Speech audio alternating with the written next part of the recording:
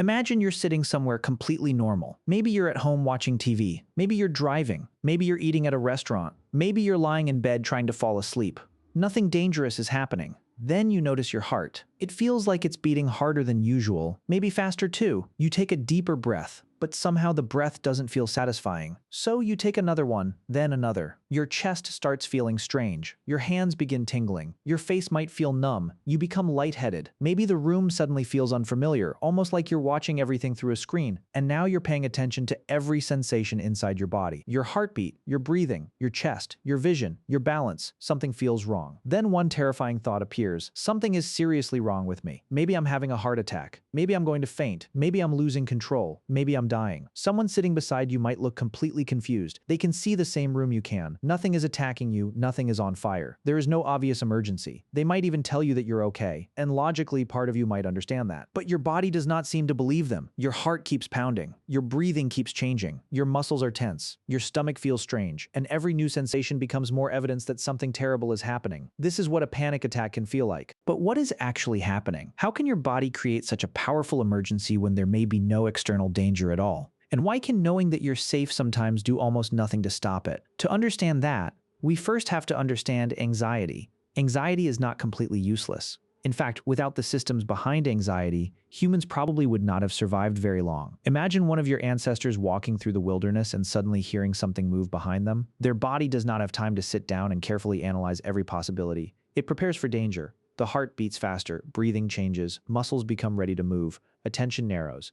Energy is redirected towards survival. The body becomes prepared to fight, escape, or react. That system is incredibly useful when something dangerous is actually happening. The problem is that the alarm does not always need a lion. Sometimes the alarm can activate because of a thought, a memory, a stressful period, a physical sensation, a crowded room, a previous frightening experience, or sometimes, from the person's perspective, seemingly nothing at all. And when that alarm activates strongly enough, the body begins changing. Your heart may start beating faster because your nervous system is preparing you for action. Your muscles may tighten, you may begin sweating, your stomach may feel strange, your body is behaving as if something important is happening. Then breathing can become especially interesting. When people become frightened, they may begin breathing faster or deeper than their body currently needs. That can alter the amount of carbon dioxide in the blood. And those changes can contribute to some of the sensations people find most terrifying during panic: dizziness, tingling, numbness, lightheadedness, a feeling of unreality. Suddenly the symptoms themselves become frightening. And this is where panic can become a loop. Imagine your heart begins beating faster. You notice it? You think, why is my heart doing that? That thought scares you. The fear activates your body's alarm system even more. Now your heart beats harder. You notice it even more, which creates more fear. Your breathing changes, you notice that too. Now you think, I can't breathe properly. That thought creates even more panic. You become dizzy. Now you think you're about to faint. More fear, more adrenaline, more physical sensations, more attention to those sensations. The symptoms create fear, and the fear creates more symptoms. You're essentially receiving danger signals from your own body and then becoming frightened by the signals themselves. That is one reason a panic attack can feel so convincing. The symptoms are not imaginary. The heart really may be racing. The breathing really may be different. The dizziness can be real. The sweating can be real. The trembling can be real. The fear is absolutely real. What may be wrong is the conclusion your brain attaches to those sensations. A fast heartbeat becomes, my heart is failing. Dizziness becomes, I'm going to collapse. A strange feeling becomes, I'm losing my mind. Difficulty getting a satisfying breath becomes, I'm going to suffocate. And because those possibilities are terrifying, the alarm becomes even louder. Panic attacks can include a racing heart, sweating, trembling, difficulty breathing, chest discomfort,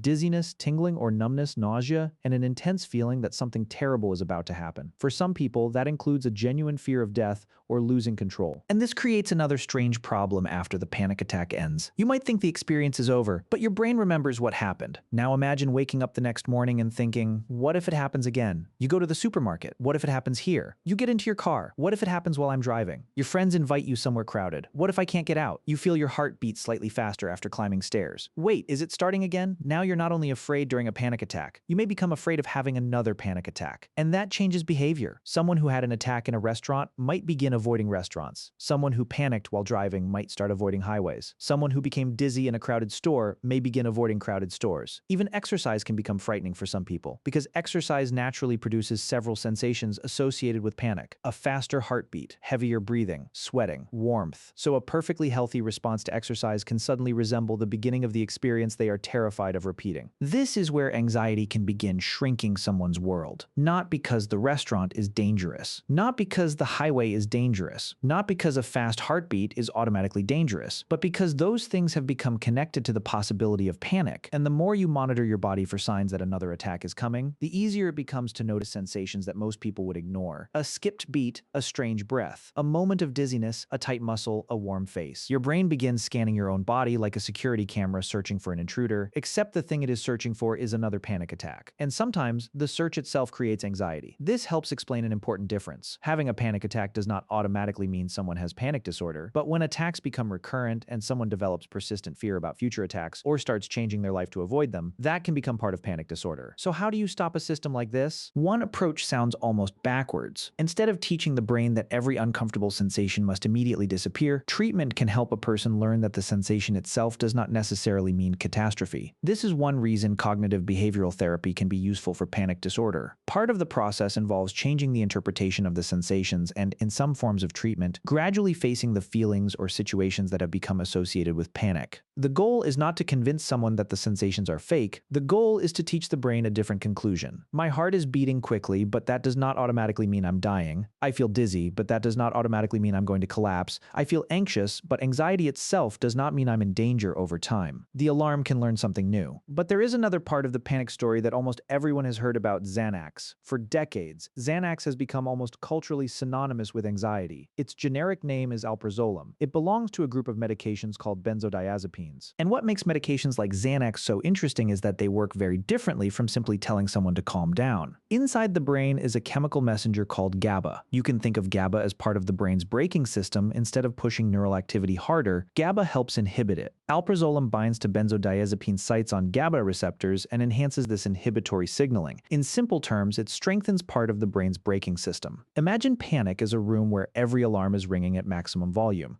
Your thoughts are racing, your muscles are tense, your nervous system feels like it is screaming. A benzodiazepine can turn down some of that activity, and compared with medications that may take much longer to produce their full anti-anxiety effect, that can feel dramatic. For someone trapped inside intense anxiety, the contrast may feel like the volume suddenly dropped, which raises an obvious question. If Xanax can reduce anxiety, why not simply take it every time anxiety appears? Because the same property that makes benzodiazepines useful also makes them complicated. The brain adapts. With repeated use, physical dependence can develop. Stopping suddenly after regular use can cause withdrawal, and in some cases withdrawal can be serious. There are also risks involving sedation, impaired functioning, misuse, and addiction. Combining benzodiazepines with substances such as alcohol or opioids can be particularly dangerous because of their effects on the central nervous system and breathing. So Xanax does not simply erase the entire panic problem. It can reduce activity in the nervous system, but it does not automatically teach the brain that a racing heart is safe. It does not automatically remove the fear of having another attack, and it does not automatically reverse every avoidance pattern someone has built around panic. That is why long-term treatment of panic disorder often focuses on approaches such as cognitive behavioral therapy and, when medication is appropriate, longer-term medications such as certain antidepressants, rather than relying on benzodiazepines as the main long-term strategy. And this reveals something fascinating about panic attacks. The body is not simply malfunctioning at random. Many of the systems involved are doing exactly what they evolved to do: increase alertness, prepare the muscles, change breathing, increase circulation, search for danger. Remember frightening experiences. Avoid threats in the future. The problem is the context. A survival system designed to protect you from danger can sometimes become activated when the danger is uncertain, exaggerated, internal, or not actually present. And once the alarm becomes frightening by itself, something unusual happens. You stop being afraid of the lion. You become afraid of the alarm. You become afraid of your heartbeat, your breathing, your dizziness. The next attack, the possibility of losing control, and eventually you can become afraid of fear itself. That may be one of the strangest things about panic. A person can be standing inside a completely safe room while their body is preparing them to escape for their life. They can understand logically that they are probably safe while another part of their brain is screaming the opposite. The pounding heart is real. The trembling is real. The dizziness is real. The feeling that something terrible is happening can feel completely real, but the catastrophe your brain is predicting may never arrive. Then eventually the alarm begins settling. The heart slows. Breathing returns toward normal. The dizziness fades. The strange sensations disappear, and you look around, the room is still there, you're still there. Sometimes the entire experience leaves behind one question: how could my own body make me feel that afraid?